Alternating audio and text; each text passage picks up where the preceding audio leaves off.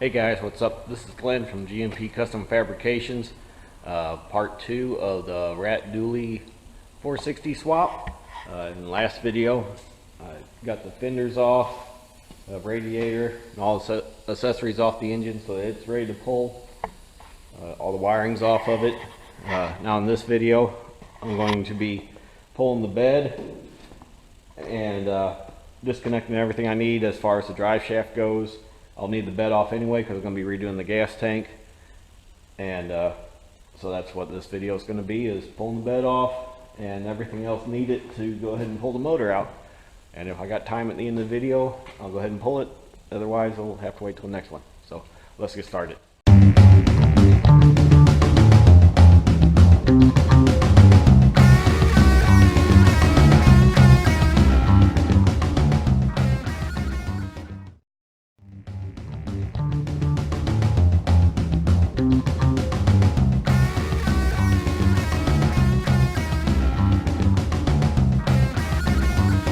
A little quick change of plans. I was planning on originally pulling the bed off to access everything, but I realized just by pulling the floor of the bed out, I'm able to get to everything I need to get to.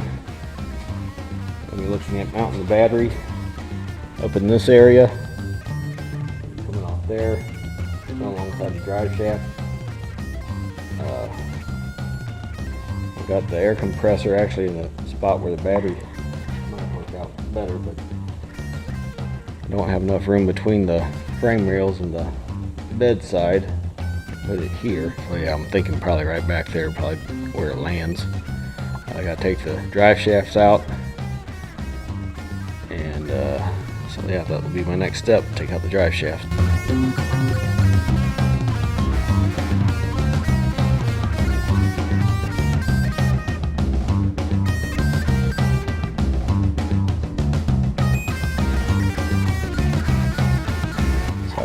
Pull this exhaust off so I can get underneath there easier. And let you have a little secret with it.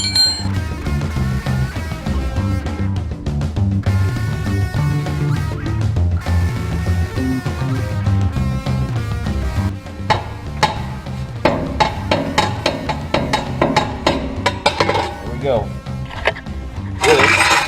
This is basically a big fake tip. Feeds in backside right here. This is the actual exhaust pipe. I've got it aimed forward so it would help drive the sound up into it and echo it back.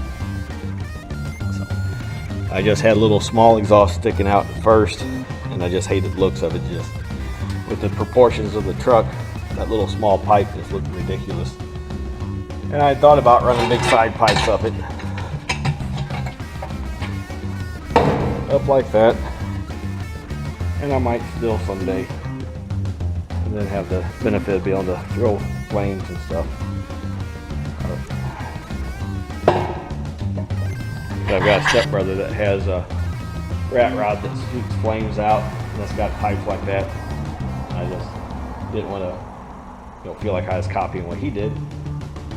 But as far as putting on a show, I might need to go that route. Get a couple new stacks. I can find where I got those at. They actually, it's like budgettrucks.com or something like that. It's the company, it's a rental company that has trucks, but they also have a website to buy parts for trucks. And that's where I got that from. And it seemed like it was really good, cheap. It was really inexpensive. I don't know why I paid for that, but I'll definitely go through them again if I do decide to do the pipes thing. If I do pipes, tall pipes, I'll have to do flames. It has to be. So let's see if I can get underneath there now. Good enough to see what I need to get there.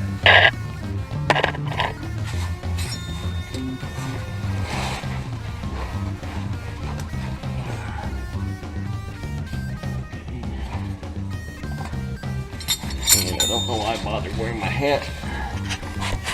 So now I have to this out. Dark.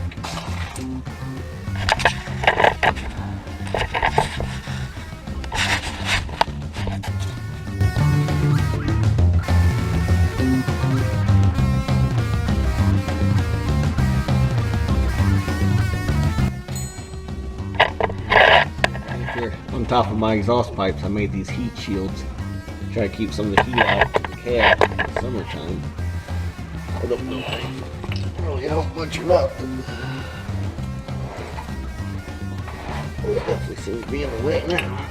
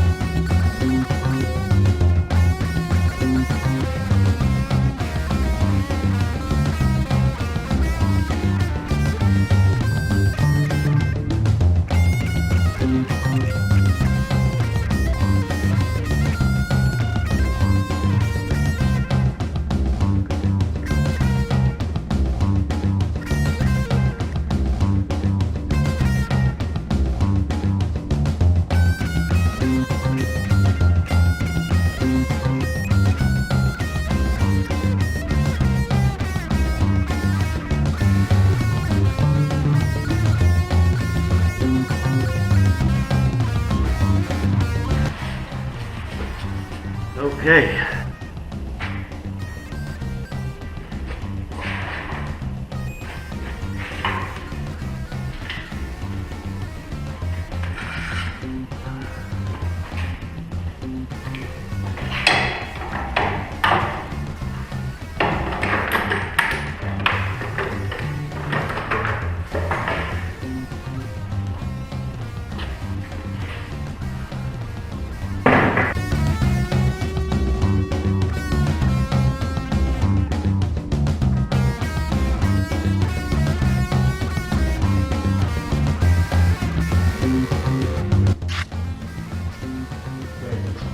got the inside all loose around the shifter. I have to let it down so I get the bolts out, remove the actual shifter from the top of the transmission.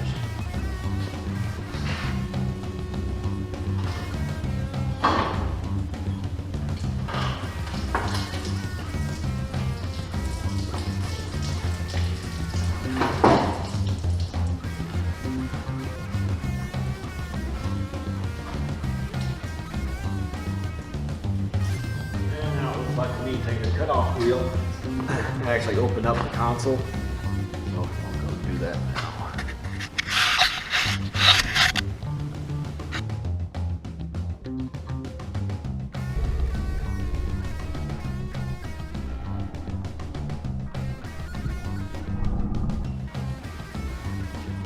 Okay, so I tried opening up the floor around the console and it wasn't gonna allow me enough space to get to the bolts to take the top transmission out. Went with plan B. Go ahead and cut off the shifter. If I was to use the shifter again, I mean, it'd be easy enough to weld that back up to the shifter, to the top of the transmission, and use it. I do plan on using my shift handle, shift knob on the new incarnation automatic, so I don't know. Maybe put in some kind of pull action back here behind the head to take it out of gear, something. I'm not sure, but he's definitely coming with us. What I'm running into now is getting the transmission up high enough that I clear the transmission bolts, going to mount, and but staying low enough that I'm not hitting the shifter on the floor of the console. I think I've gotten far enough. Transmission down. I should be able to drag the motor on forward.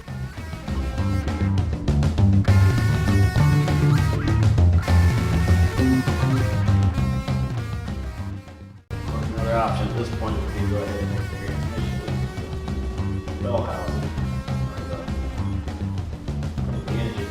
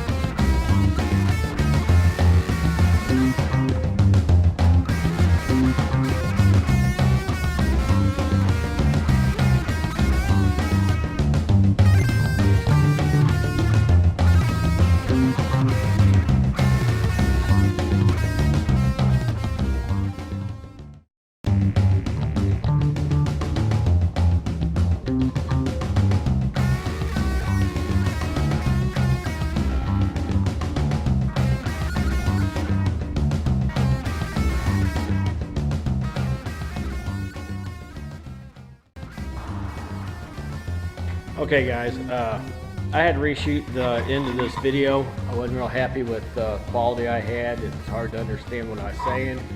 I had dirt all over me. I had stuff in my eye, and it was just I was getting tired, and nothing was working out. It was just taking longer than it should have, and I was just tired. So it showed up in the video. I was just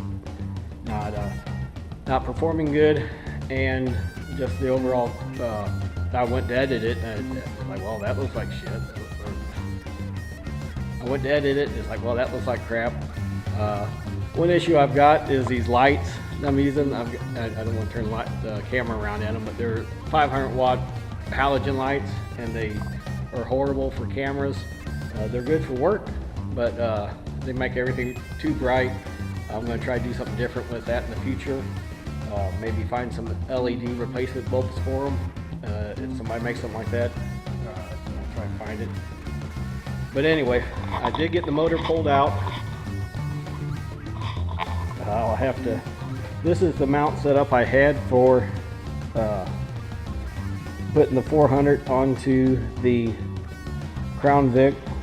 You see the Crown Vic's got these pedestals. That's what I have to mount to.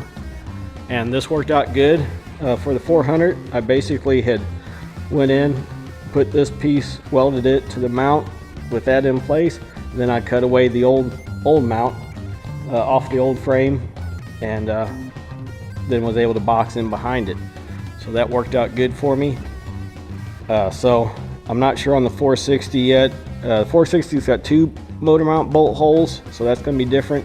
I've got the old mounts off the frame that I can use to bolt onto the 460, lower it down in there, see what I need, weld up the lower part of the mounts. I haven't done anything out here since I shot the last video. I was doing a lot of one thing I'm going to try to stop doing in future videos is work and talk at the same time. If I got something to say, I need to turn to the camera, say what I need to say, and then when I'm going to work, go back to work. And if I have something else to say, I need to stop what I'm doing, go back to the camera, and start talking again, and not try to talk and work at the same time. Because a lot of times I'll turn my head, you can't hear what I'm saying. So I'm going to try to do better on that. All this stuff is going to be going away. Well, this won't be. This is starter solenoid, it will stay. Ignition module for the old motor is going to go away. Clutch is going to go away. That header is going to come off once I get the exhaust loose the rest of the way. And I'm not sure if I'm going to have a headache on the steering. Hopefully the motor mounts on the 460 will clear.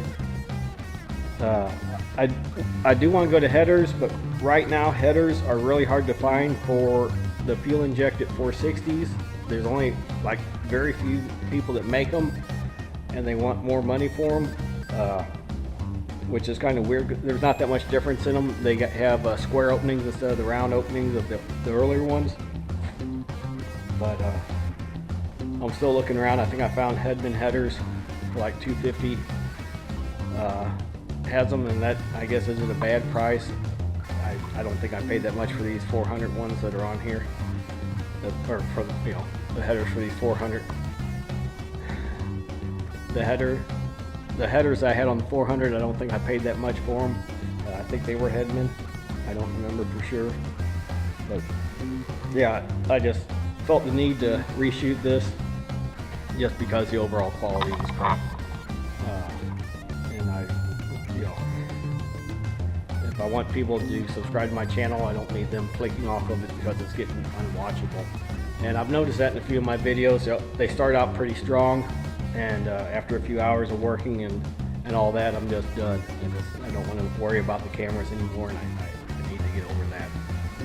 If a battery goes dead, I need to get it changed, and not just go down to one camera. If I've got 3 set up, or if I have 2 set up, I need to go ahead and keep that one going, because I know I won't be happy with just the one. But anyway, that's where we're at today. I'm hoping tomorrow to get out and do some more filming, which will be the removal of the transmission, get that header tore loose, get the clutch out of there. I'm going to go through and start stripping the wiring out, and I'm going to go back and try to clean up the firewall. This on here now is a Flex Seal.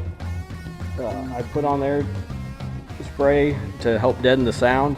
I think I'm going to go back over that with the black. I really don't like that shiny silver. But yeah, I think I'm going to go back over that black. And maybe, well, more likely I'll get to the point where I'll go ahead and set the 460 down to the side, or set the 400 off to the side, get the 460 stabbed in here, and see just how we do on the clearance. Whenever I did that trans tunnel, it was for this transmission, and I don't know how that one's gonna fare. Look at it over there. I don't know, we'll see. Hopefully I don't have to make any changes to it, but if I do, I do. But anyway, that's it. Let's see, I do have, this is the fuel tank out of the RV that the 460 came out of. It has the mount here for the fuel pump.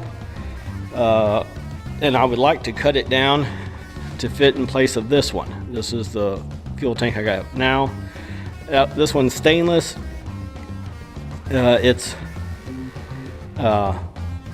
I've cut it down to weld it to make it work, and it works okay. I don't know, I may just go ahead and just cut the hole in top of it like that, and drill the holes, and just go ahead and mount the fuel pump into this one. I'll go ahead and cut that out bigger and not mess with it.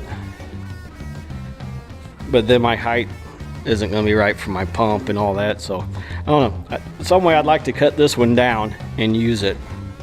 I'm not sure how I'm going to do that yet, but I really want to stick to that idea. Maybe if I could cut, you know, like this rib out right here and bring it in and weld it back together so it's narrower and will fit between the frame. I don't remember what the inch difference is between the two of them. And then I'd go ahead, the fuel inlets on the side, I'd go ahead and run that out the side. You know, I should be able to come up, because you know, my bed's right here, my bed height. Worst case, I might have to notch this out. I really don't need all that going through there. I don't, you know, nothing's mounted to that. That was more to help hold the motorcycle up with it sitting in there. Or actually just to hold everything steady. I guess I really don't even need that one. If need be, I can move it forward. But yeah, that's future. That I'm sure that's gonna be an episode all by itself, dealing with that gas tank and trying to cut it down and make it work. I've been letting it air out. I'll probably scrub it down real good with some kind of cleanser before I cut on it, make sure all the gas fumes are out of it. But yeah, that's it. I'll go in and edit this into the end of the last video, or actually into the video that you're watching now, and you probably won't see this because I'll probably take it out. Anyway, this is Glenn for GMP Custom Fabrications, living the dream till the freaking phone rings. Thanks for watching.